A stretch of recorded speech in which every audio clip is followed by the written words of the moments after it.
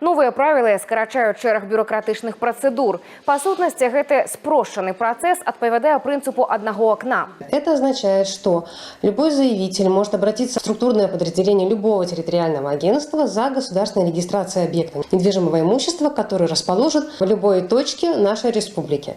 И прием документов и завершение регистрационных действий будут осуществляться именно в том агентстве, куда заявитель обращается. Не по месту нахождения объекта, не по месту прописки, ничего этого не имеет значения. Полная экстерриториальность. Вы, где вам удобно, где вы находитесь в этот момент, вы можете обратиться с документами, с заявлением, вас проконсультируют, примут документы и совершат все необходимые регистрационные действия. Для сталічнага рэгіёна прынцып экстэрытарыяльнасці ўжо не навіна. Ён дзейнічаў у якасці пілотнага праекта. Аднак для жыхароў абласцей новаўвядзенне стане сапраўдным прарывам. І гэта, дарэчы, не адзіныя змены ў сферы дзяржрэгістрацыі.